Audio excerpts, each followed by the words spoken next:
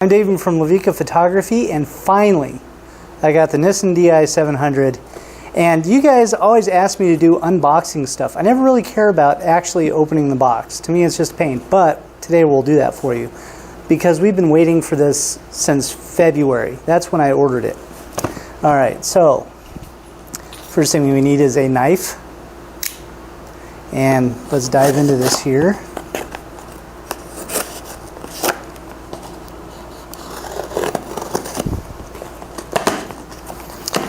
Alright, let's see here.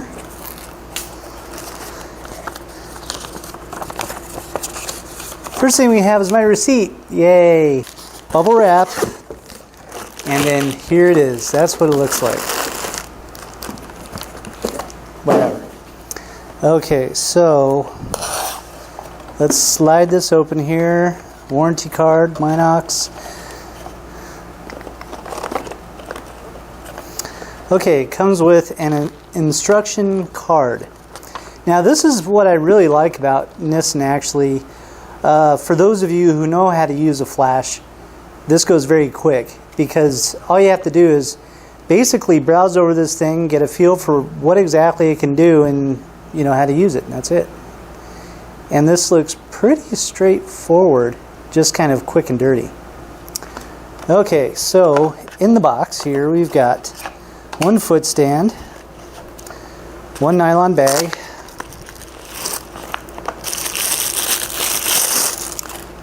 one fancy flash. It's very light, very sleek looking.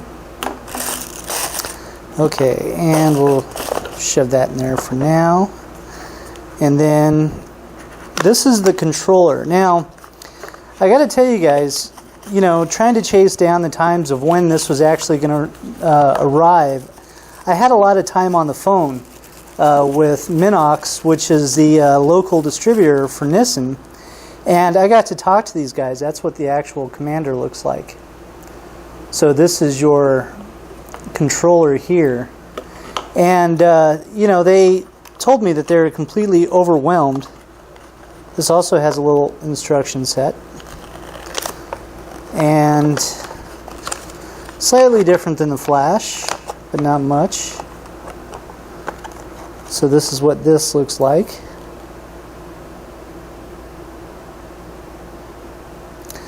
But anyway, I spent a lot of time on the phone with the local reps, and not only trying to pinpoint when I would actually get one, but also learned a lot of information about this particular flash. Now, before we dive into this, I will tell you what I know about it right offhand.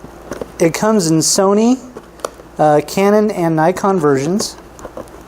Now, if you shoot with multiple camera styles or camera bodies, like let's say you shoot, you know, with Nikon in the studio and with Sony out in the field, or if you shoot with Nikon or Canon and Sony, the controllers will work on the same flash from each camera. So if you bought a flash for a Nikon and a flash for a Sony, the controller would control both. So if we paired this up with a Nikon flash, we could use that as an additional slave, and everything would work exactly as it should on the controller. So that I thought was actually kind of reassuring and good to hear. They are actually coming out with receivers sometime next year for this commander. So, you know, you can use it with this flash, and then you can use the receivers to add your other flashes to it. And as long as the flash is capable of high-speed sync, that hot shoe receiver hopefully will be able to control that flash doing high-speed sync. Can't really tell you for sure until I've tested it, but that's just what I hear. Okay, so let me dive into this here and load this thing up with some batteries. The Air1 goes... How does this thing go in there? There's no little plus or minus here, so... Oh, there is. Okay, so there's... It's hidden right here on the inside of the door. So let's pop that in there. And this should take... Ooh, that's fancy. A little different. This should take 4 AA's. And I don't shoot with AA's very often, but when I do, I shoot with PowerX. Now this shows you where the batteries go right on the actual setup here. So that's kind of an odd fit. It just kind of plops in here like this and then slides forward. Okay, so we got batteries in there. Now, okay, so for the modes,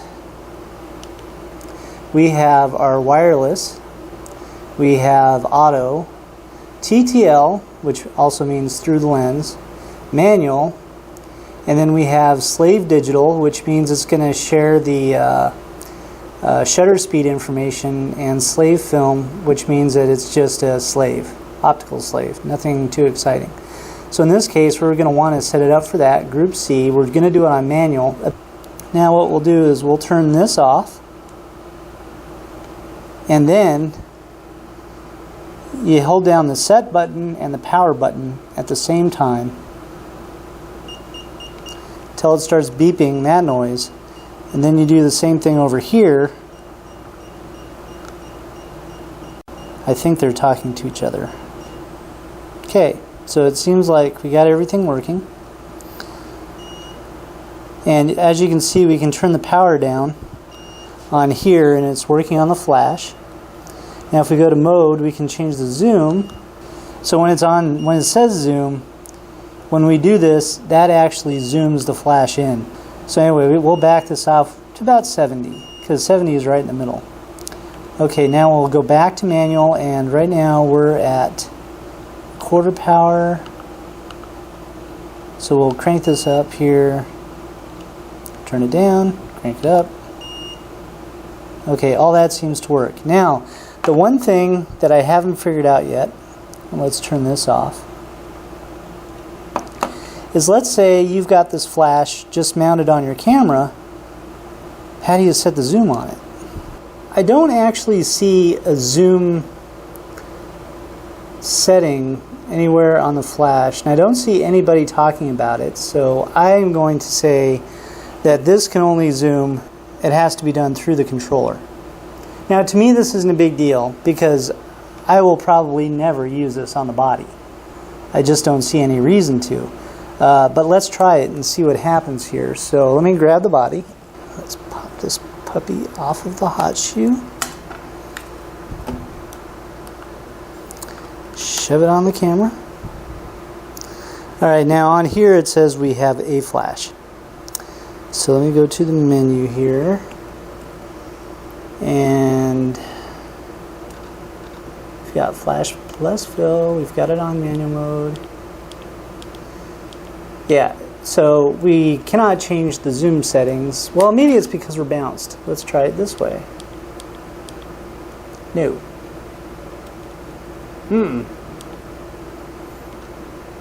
Computer says no. Okay, so let's go to setting our power.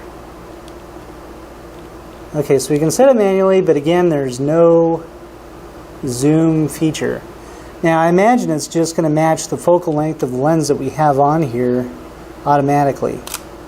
We can crank this up here to 800th of a sec. We have high-speed sync enabled. Now, I noticed that the flash will only enable high-speed sync on itself when it's on the camera.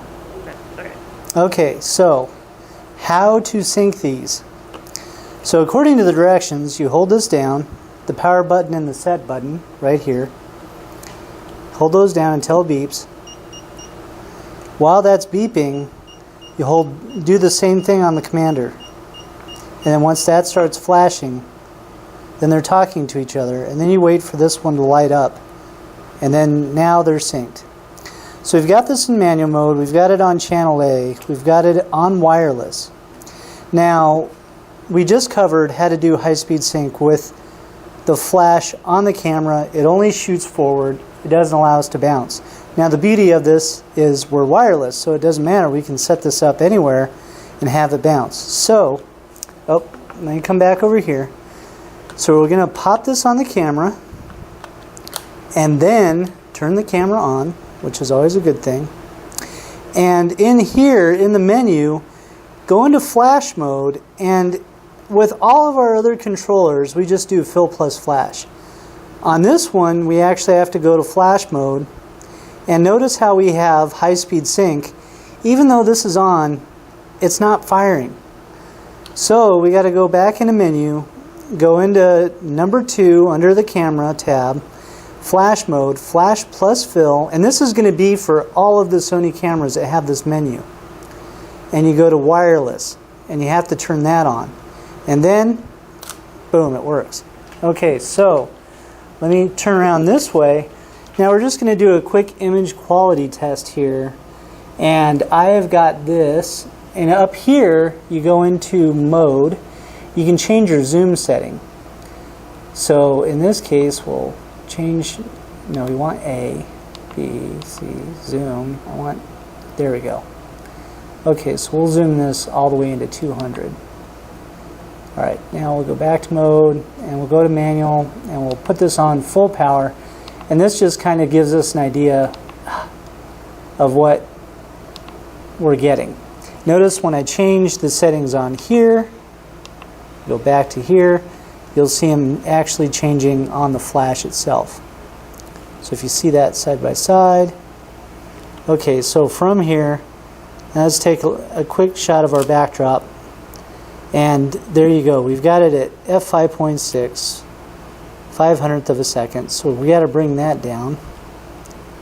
Let's bring this down to 2.8 and crank our speed up to 1,000th of a second. So we get there. So it all seems to be working pretty well. Now let's put a face in the actual shot here. Guess who it is? Happy Robot Baby! Yep, he's back for another appearance. I love this little guy. He's so cute. He wants to assimilate you. Still, he tries every night. It's so much fun. Anyway, so let's go ahead and put this one on a stand. So if we turn the head this way,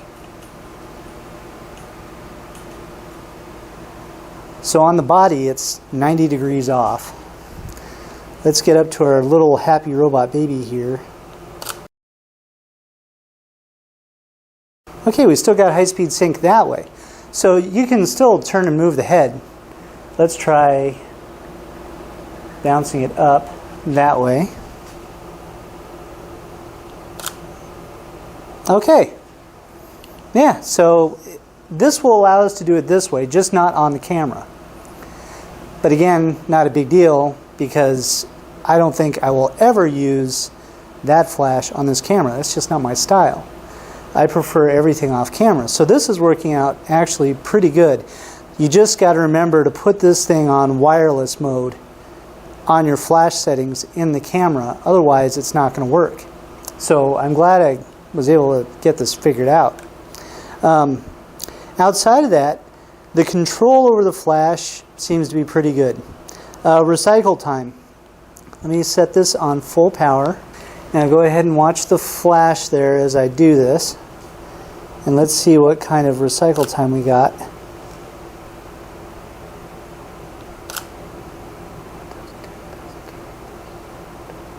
So we're about 4 seconds. That's actually pretty good.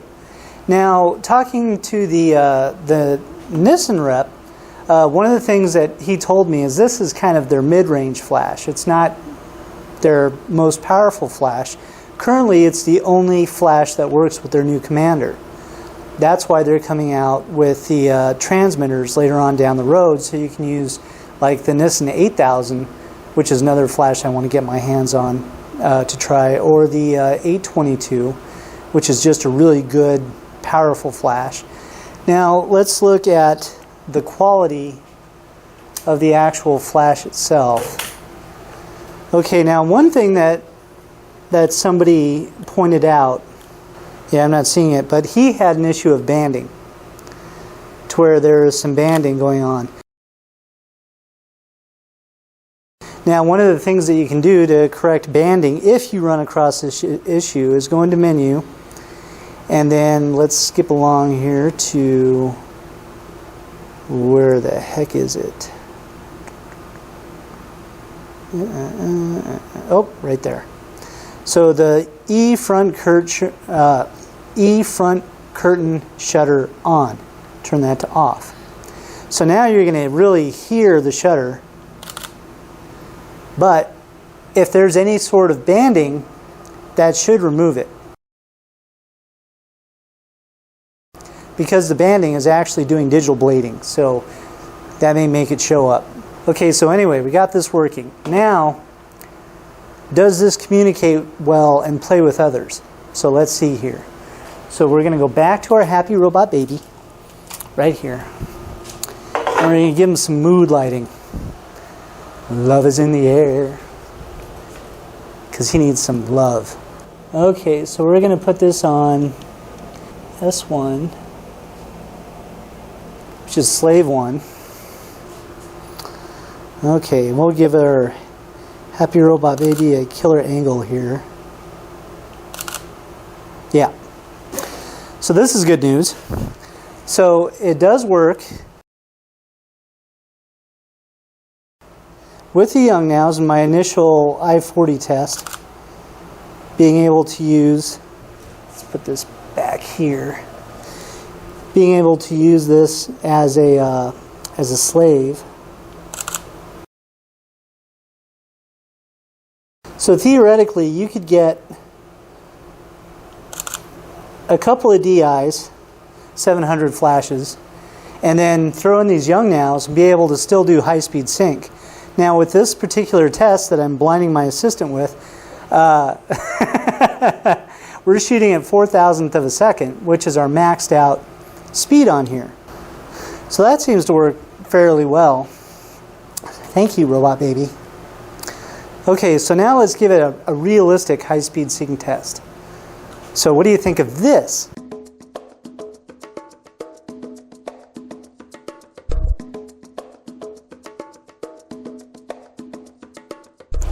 Okay, so what did I think of the Di700a and the Air1? Really, this is just an excellent little system for the price. I mean, you can't really beat it. But the other reason why you can't beat it is because there's nothing else out there. For Sony, this is your only wireless option that's a true dedicated system to the multi-interface hot shoe. So that's kind of a bummer on its own, but finally there's something out there that you can actually use. Now, realistically, this thing works really well. The range on it's actually pretty good. It can do the length of my downtown studio, which is 900 square feet, so I think it's something like 40 feet long or something like that, and it'll do the whole length, no problem. It can go around corners, no problem. But there is an issue with having the corners too deep or block walls. You know, the radio signal gets pretty faint, but that's a given. I mean, realistically, overall, the wireless performance of this matches the wireless performance of any 2.4 gigahertz module out there. It does what it's supposed to do, so that's good. The flash, on the other hand, is a little trickier. You know, on the camera, you move the bounce head, it goes out of high-speed sync. Not a big deal because you can use this. So for the first time ever, that doesn't annoy me because I can use it off camera. Not a problem. The issue that is kind of weird is the fact that you don't have any manual control over the zoom when it's on the camera. And that is kind of a bummer, but it's not a deal breaker. If you use any Sony lens on your A7, A7R, A7 II, A6000, whatever camera you're putting this on, it will match the focal length of that lens that it sees through the camera.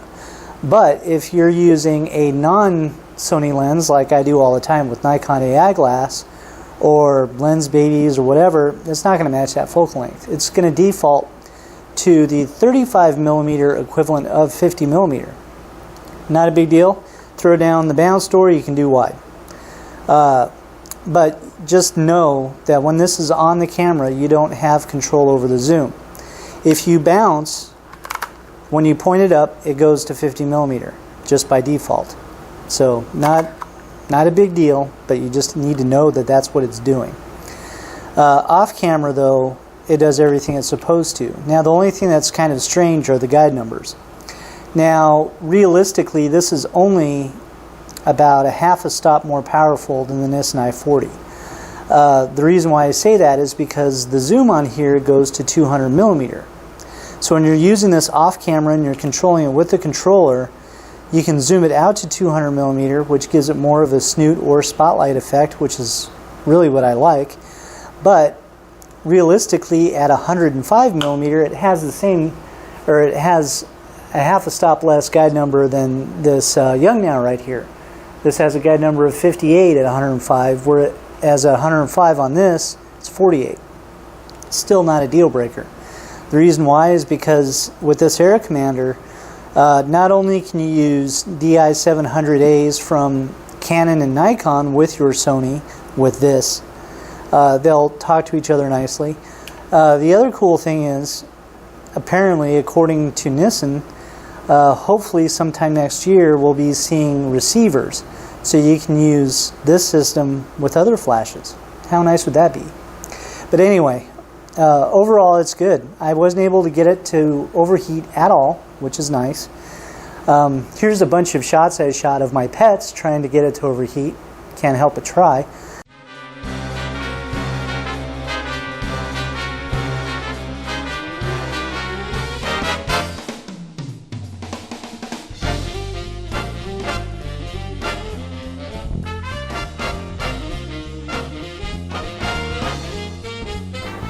But anyway, I hope you guys like this review. Give me a thumbs up, leave me a comment, subscribe to my channel for more information like this. Otherwise, you guys have a good day, and we'll talk to you later. See ya.